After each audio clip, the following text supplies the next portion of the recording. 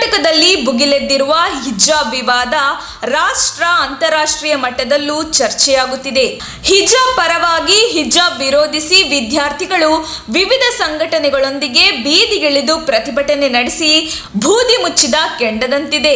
ಇದೀಗ ಹಿಜಾಬಿಯೊಬ್ಬರು ಮುಂದೊಂದು ದಿನ ಈ ದೇಶದ ಪ್ರಧಾನಮಂತ್ರಿಯೂ ಆಗುತ್ತಾರೆ ಎಂದು ಎಐಎಂಐಎಂನ ಮುಖ್ಯಸ್ಥ ಸಂಸದ ಅಸಾದುದ್ದೀನ್ ಓವೈಸಿ ಹೇಳಿದ್ದು ವಿಡಿಯೋ ವೈರಲ್ ಆಗಿದೆ.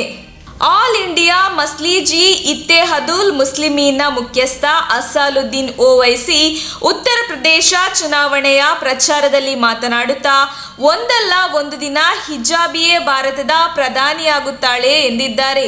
ಹಿಜಾಬ್ ಧರಿಸುವ ಹೆಣ್ಣು ಮಕ್ಕಳು ಜಿಲ್ಲಾಧಿಕಾರಿಯಾಗಬಹುದು, ವೈದ್ಯರಾಗಬಹುದು, ದೊಡ್ಡ ಉದ್ಯಮಿಯಾಗಬಹುದು. ಅಷ್ಟೇ ಏಕೆ ಮುಂದೊಂದು ದಿನ ಈ ದೇಶದ ಪ್ರಧಾನಮಂತ್ರಿಯಾಗುತ್ತಾರೆ ಎಂದು ಓವೈಸಿ ಹೇಳಿದ್ದು ಈ ವಿಡಿಯೋವನ್ನು ಟ್ವಿಟರ್ನಲ್ಲಿ ಹಾಕಿಕೊಂಡಿದ್ದಾರೆ. और हम अपनी बेटियों को इंशाअल्लाह ताला अगर वो ये फैसला करती है कि अब्बा अम्मी मैं हिजाब पहनूंगी तो अब्बा अम्मी पहने बोलेंगे बेटा पहन, तुझे कौन रोकता हम देखेंगे इंशाअल्लाह।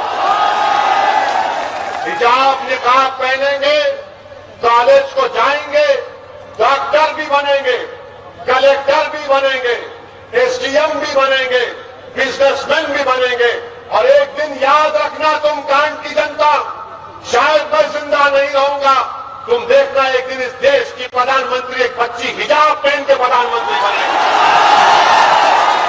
ನಮ್ಮ ತುಮಕೂರು ಮಾಧ್ಯಮದ ವಿಶೇಷ ಸುದ್ದಿಗಳನ್ನು ನಿರಂತರವಾಗಿ ಪಡೆದುಕೊಳ್ಳಲು ಚಾನೆಲ್ ಅನ್ನು ಸಬ್ಸ್ಕ್ರೈಬ್ ಮಾಡಿ. ಕ್ಷಣ ಕ್ಷಣದ ಸುದ್ದಿಗಳಿಗಾಗಿ www.nammathumakuru.com ಗೆ ಭೇಟಿ ನೀಡಿ.